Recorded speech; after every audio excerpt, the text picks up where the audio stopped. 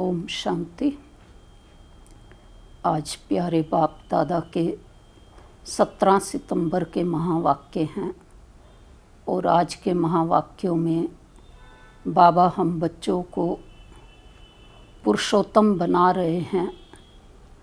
पुरुषोत्तम शब्द का अर्थ ही है पुरुष प्लस उत्तम। पुरुष आत्मा को कहा गया है। आत्माओं में जो उत्तम आत्माएं हैं वो हैं देवी देवता। तो पुरुषोत्तम संगम युग पर इस समय बाबा हम बच्चों को पुरुषोत्तम बनने का ज्ञान दे रहे हैं कि हम आत्माएं उत्तम किस प्रकार से बन सकती हैं। तो हम सभी रोज ईश्वरीय महावाक्य सुन रहे हैं, जीवन में धारण कर रहे हैं, प्यारे बाबा को याद भी करते हैं, ज्ञान भी सुन रहे हैं। तो हम बच्चों को ही पुरुषोत्तम बनना है, पुरुषोत्तम युग को लाना है। पुरुषोत्तम युग सतयुग को भी कहा गया है। वर्तमान समय है पुरुषोत्तम संगम युग, लेकिन आज बाबा समझा रहे सतयुग को भी पुरुषोत्तम युग कहेंगे। इसी युग के अंदर शिव बाबा हम बच्चों को ले जा रहे हैं और वहाँ भी हम पुरुषोत्तम कहलाएंगे, क्योंकि देवी देवता हैं ही उत्तम में उत्तम आत्माएं। दूसरा बाबा समझा रहे कि इस समय संसार कांटों का जंगल बन चुका है, तो बाप आए हैं फिर से फूलों का दैवी बगीचा बनाने के लिए, बच्चों को फूल बनाने के लिए। तो इसलिए इस समय सबको फूल बनने का पुरुषार्थ करना है, उत्तम ते उत्तम बनने का पुरुषार्थ करना है। तो आज की मुरली का सार ही है मीठे बच्चे। आज सतगुरुवार का दिन भी है, प्यारे बाबा का दिन भी है और आज अमावस्या भी है। आत्माओं के निमित्त आज सारा दिन भी हम प्यारे बाबा को याद करके उन सबको सकाश भी देंगे। तो आज की मुरली में बाबा हम बच्चों को पुरुषोत्तम शब्द का रहस्य समझा रहे हैं। तो सार है मुरली का, मीठे बच्चे तुम्हें इस पुरुषोत्तम संगम युग पर ही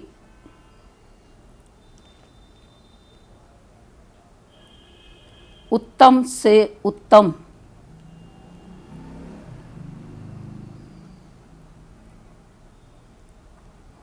पुरुष बनना है।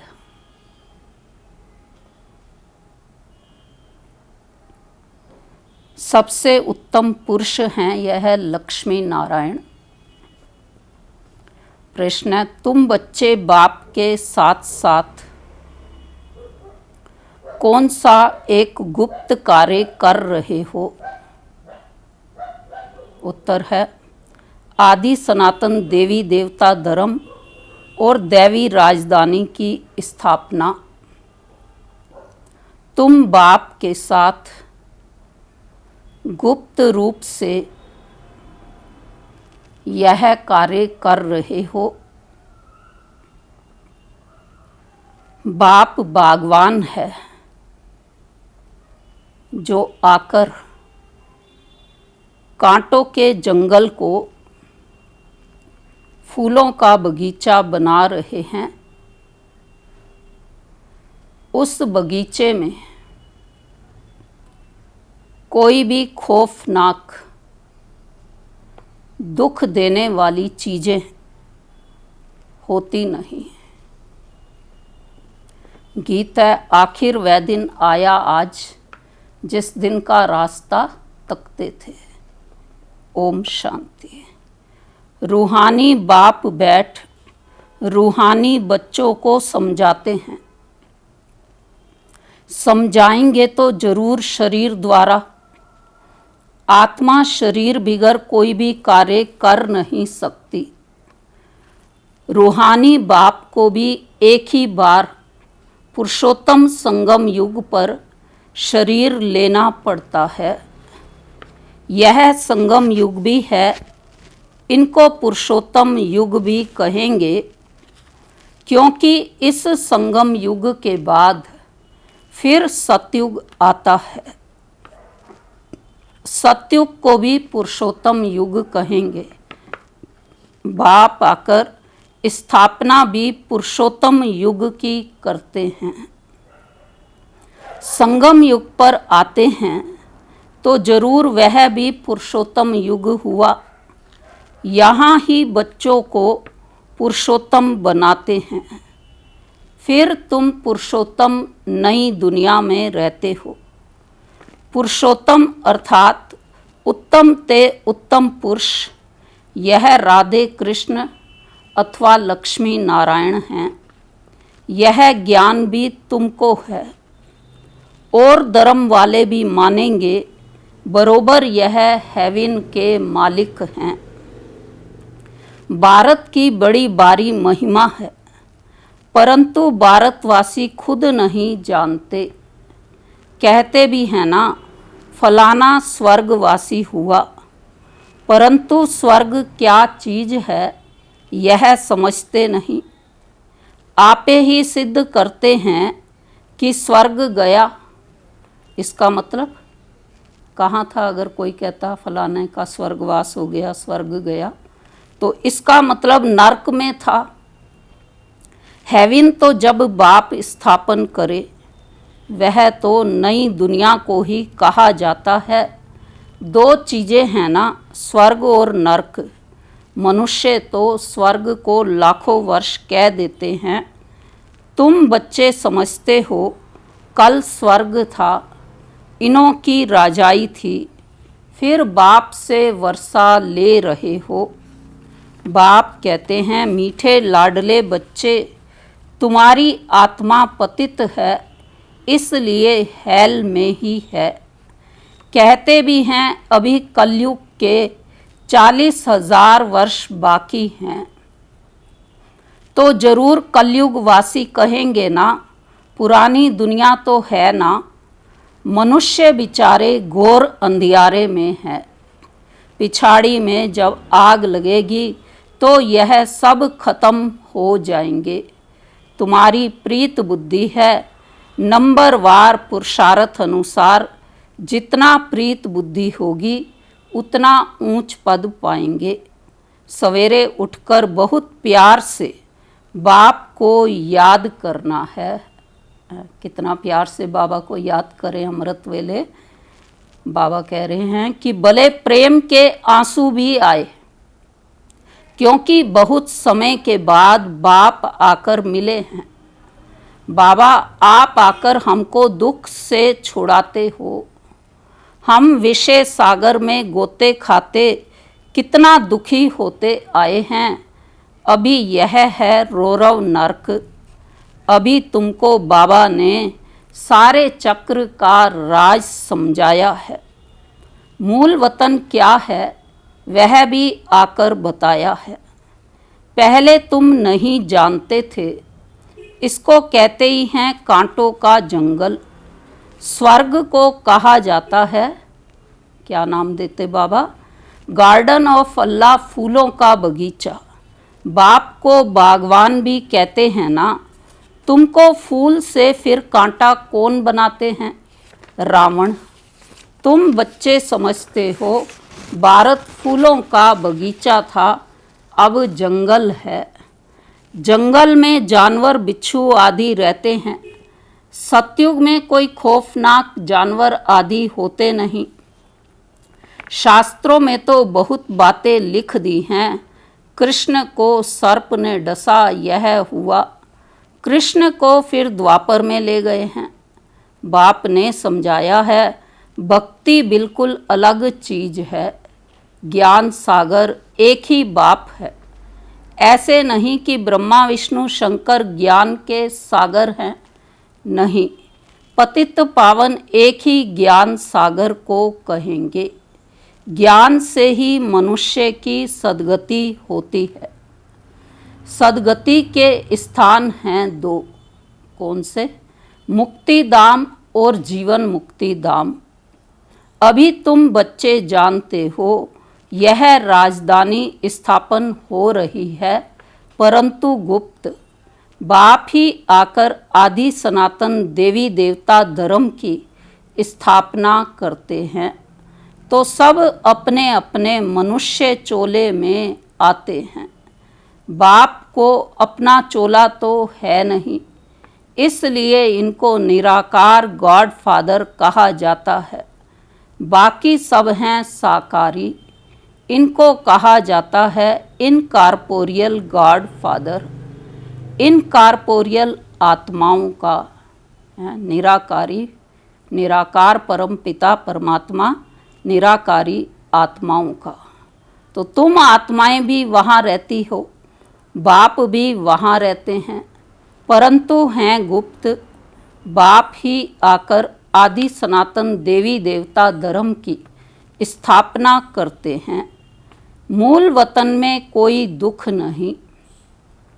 बाप कहते हैं तुम्हारा कल्याण है ही एक बात में। बाप को याद करो मन मना भव।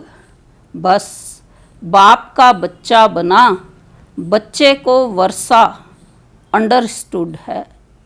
अलफ को याद किया तो वर्षा जरूर है सतयुगी नई दुनिया का। इस पतित दुनिया का विनाश भी जरूर होना ही है, अमरपुरी में जाना ही है। अमरनाथ तुम पार्वतियों को अमर कथा सुना रहे हैं। इस समय शिव बाबा हम आत्मा रूपी पार्वतियों को अमर कथा सुना रहे हैं कि मैं आत्मा अजर अमर अविनाशी शक्ति हूँ, आत्मा अमर है। तीर्थों पर कितने मनुष्य जाते हैं, अमरनाथ पर कितने जाते हैं। वहाँ है कुछ भी नहीं, सब है ठगी, सच की रत्ती भी नहीं। गाया भी जाता है झूठी काया झूठी माया, झूठा सब संसार। इसका भी अर्थ होना चाहिए, यहाँ है ही झूठ। यह भी ज्ञान की बात है, ऐसे नहीं कि ग्लास को ग्लास कहना झूठ है। बाकी बाप के बारे में जो कुछ बोलते हैं वह झूठ बोलते हैं। सच बोलने वाला एक ही बाप है। अभी तुम जानते हो बाबा आकर सच्ची सच्ची सत्यनारायण की कथा सुनाते हैं। सत्य बाप आकर के हमको सच्ची सच्ची सत्यनारायण की कथा सुनाते हैं। झूठे हीरे मोती भी होते हैं ना, आजकल झूठ का बहुत शो है। उनकी चमक ऐसी होती है सच्चे से भी अच्छे। तो यह झूठे पत्थर पहले नहीं थे, पिछाड़ी में विलायत से आए हैं। झूठे सच्चे साथ मिला देते हैं, पता नहीं पड़ता है। फिर ऐसी चीज़ें भी निकली जिससे परखते हैं। मोती भी ऐसे झूठे निकले जो जरा भी पता नहीं पड़ सकता। अभी तुम बच्चों को कोई संशय नहीं रहता, संशय वाले फिर आते ही नहीं। प्रदर्शनी में कितने ढेर आते हैं। बाप कहते हैं अब बड़े बड़े दुकान निकालो, यह एक ही तुम्हारा सच्चा दुकान है। तुम सच्ची दुकान खोलते हो। बड़े बड़े सन्यासियों के बड़े बड़े दुकान होते हैं, जहाँ बड़े बड़े मनुष्य जाते हैं। तुम भी बड़े बड़े सेंटर खोलो। भक्ति मार्ग की सामग्री बिल्कुल अलग है। ऐसे नहीं कहेंगे कि भक्ति शुरू से ही चली आई है, नहीं, ज्ञान से होती है सद्गति अर्थात दिन। वहाँ संपूर्ण निर्विकारी विश्व के मालिक थे।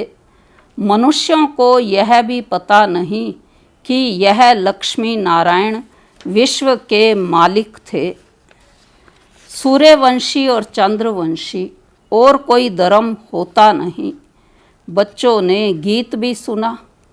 तुम समझते हो आखिर वह दिन आया आज संगम का, जो हम आकर अपने बेहद के बाप से मिले। बेहद का वर्षा पाने लिए पुरुषार्थ करते हैं। सतयुग में तो ऐसे नहीं कहेंगे। कौन सी बात कि आखिर वह दिन आया आज। जो लोग समझते हैं बहुत अनाज होगा, यह होगा, समझते हैं स्वर्ग की स्थापना हम करते हैं, समझते हैं स्टूडेंट का नया ब्लड है, यह बहुत मदद करेंगे। इसलिए गवर्नमेंट बहुत मेहनत करती है उन्हों पर, और फिर पत्थर आदि भी वही मारते हैं। हंगामा मचाने में पहले पहले स्टूडेंट ही आगे रहते हैं। वह बड़े होशियार होते हैं, उनका न्यू ब्लड कहते हैं। अब न्यू ब्लड की तो बात नहीं, वह है ब्लड कनेक्शन। अभी तुम्हारा यह है रूहानी कनेक्शन। कहते हैं ना बाबा, हम आपका 2 मास का बच्चा हूँ। कई बच्चे रूहानी बर्थडे मनाते हैं। ईश्वरीय बर्थडे ही मनाना चाहिए, वह जिस्मानी बर्थडे कैंसिल कर देना चाहिए। हम ब्राह्मणों को ही खिलाएंगे, मनाना तो यह चाहिए ना। वह है आसुरी जन्म, यह है ईश्वरीय जन्म। रात दिन का फर्क है, परंतु जब निश्चय में बैठे, ऐसे नहीं ईश्वरीय जन्म मनाकर फिर जाए आसुरी जन्म में पड़े, ऐसा भी होता है। ईश्वरीय जन्म मनाते मनाते फिर रफू चक्कर हो जाते हैं। आजकल तो मैरिज डे भी मनाते हैं, शादी को जैसे कि अच्छा शुभ कार्य समझते हैं। जहनुम में जाने का भी दिन मनाते हैं। वंडर है ना, बाप बैठ ये सब बातें समझाते हैं। अब तुमको तो ईश्वरीय बर्थडे ब्राह्मणों के साथ ही मनाना है। हम शिव बाबा के बच्चे हैं, हम बर्थडे मनाते हैं तो शिव बाबा की ही याद रहेगी। जो बच्चे निश्चय बुद्धि हैं, उनको जन्मदिन मनाना चाहिए, वह आसुरी जन्म ही भूल जाएं। आज बाबा अपना अलौकिक जन्मदिन हम मना सकते, उसकी बात समझा रहे कि कौन से बच्चे मनाएं। जो बच्चे निश्चय बुद्धि हैं, उनको जन्मदिन मनाना चाहिए, वह आसुरी जन्म ही भूल जाएं। यह भी बाबा राय देते हैं। बाबा राय दे रहे हैं, कंपलसरी नहीं है, लेकिन बाबा की राय है कि लौकिक की बजाय अलौकिक बर्थडे ईश्वरीय जन्मदिन मनाएं तो वो अच्छा है। अगर पक्का निश्चय बुद्धि है तो साथ साथ फिर बाबा ने ये भी कहा कि अगर पक्के निश्चय बुद्धि हैं तो बस हम तो बाबा के बन गए, दूसरा ना कोई, फिर अंत मते सो गति हो जाएगी। बाप की याद में मरा तो दूसरा जन्म भी ऐसा मिलेगा, नहीं तो अंतकाल जो स्त्री सिमरे वलवल योनि पाई। यह भी ग्रंथ में है। यहाँ फिर कहते हैं कि अंत का समय कैसा हो, गंगा का तट हो। यह सब हैं भक्ति मार्ग की बातें। तुमको बाप कहते हैं शरीर छूटे तो भी स्वदर्शन चक्रधारी हो। बुद्धि में बाप और चक्र याद हो, सो जरूर जब पुरुषार्थ करते रहेंगे तब तो अंतकाल याद आएगी। बाबा की जो लास्ट मुरली चली थी इस सीज़न की, उसमें भी बाबा ने 5 स्वरूपों के अभ्यास की ओर ध्यान खिंचवाया था। तो अपने को आत्मा समझो और बाप को याद करो, क्योंकि तुम बच्चों को अब वापस जाना है अशरीरी होकर। यहाँ पार्ट बजाते बजाते सतो प्रदान से तमो प्रदान बने हो, अब फिर सतो प्रदान बनना है। इस समय आत्मा ही इम्प्योर है, तो शरीर प्योर फिर कैसे मिल सकेगा। बाबा ने बहुत मिसाल समझाए हैं, फिर भी जोहरी है ना। खाद जेवर में नहीं सोने में पड़ती है। 24 कैरेट से 22 कैरेट बनाना होगा तो चांदी डालेंगे। अभी तो सोना है ना, सबसे लेते रहते हैं। आजकल नोट भी देखो कैसे बनाते हैं, कागज भी नहीं है। बच्चे समझते हैं कल्प कल्प ऐसा होता आया है, पूरी जांच रखते हैं। लाकर शादी खुलाते हैं, जैसे किसकी तलाशी आदि ली जाती है ना। तो गायन भी है, किनकी दबी रही धूल में, किनकी राजा खाए, किनकी चोर लूट ले जाए, किसकी आग जलाए। लेकिन क्या कहते फिर, सफली उनकी हो जो दणी दौड़ी के काम में आए। तो आग भी जोर से लगती है। तुम बच्चे जानते हो यह सब होना है, इसलिए बैग बैगेज तुम भविष्य के लिए तैयार कर रहे हो। और कोई को मालूम थोड़े ही है कि तुमको ही वर्षा मिलता है 21 जन्म के लिए। तुम्हारे ही पैसे से भारत को स्वर्ग बना रहे हैं, जिसमें फिर तुम ही निवास करेंगे। तुम बच्चे अपने ही पुरुषार्थ से आपे ही राज तिलक लेते हो।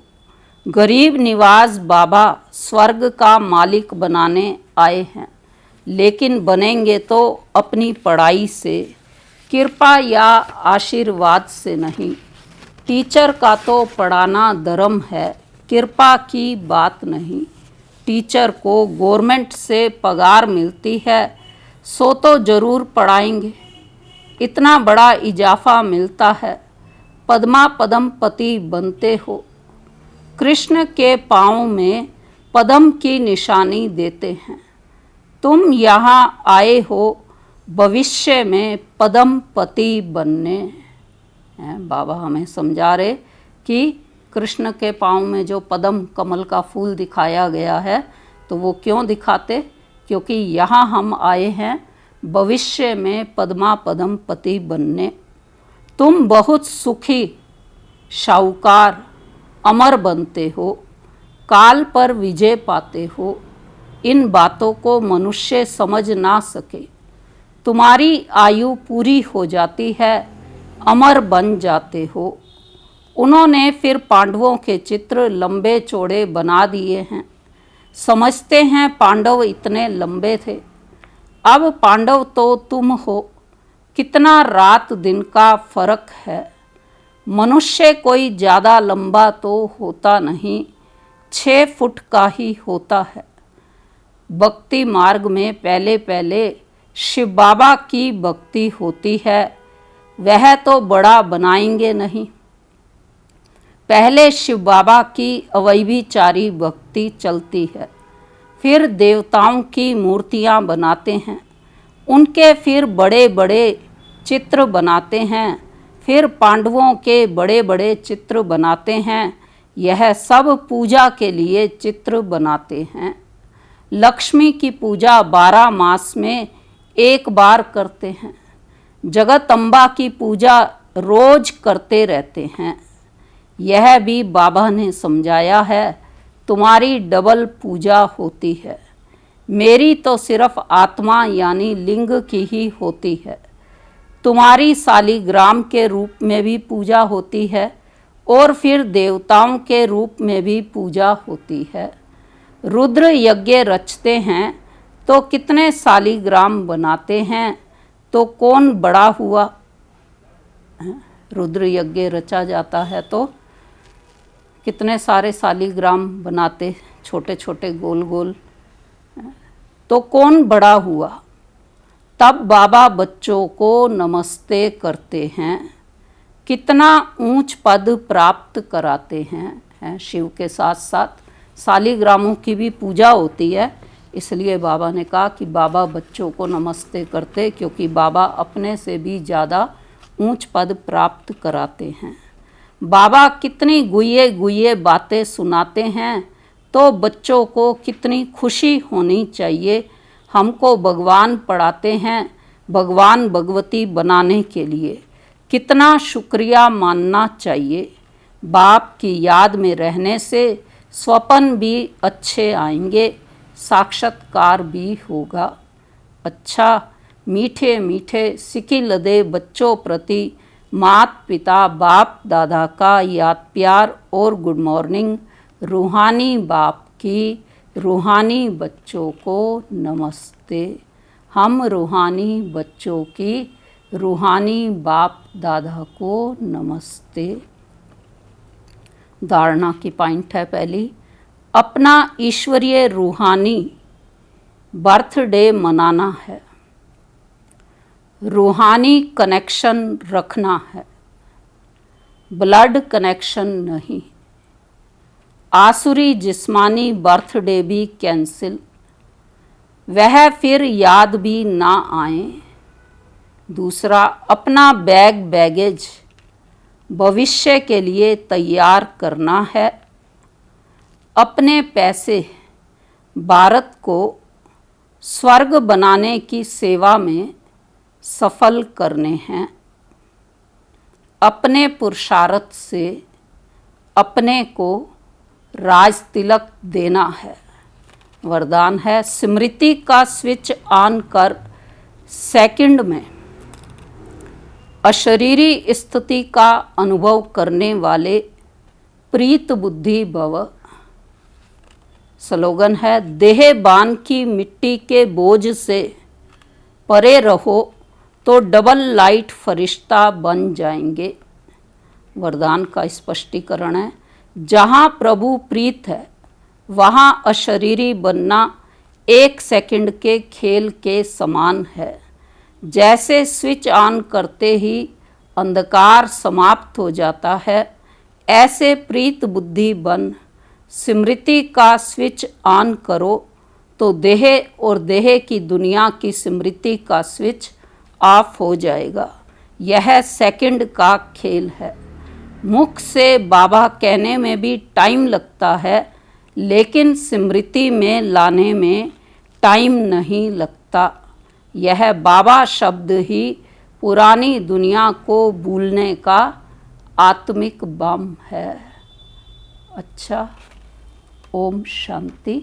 अभी हम सब प्यारे बाबा को याद करते हुए प्यारे बाबा को भोग लगाएंगे। ओम शांति।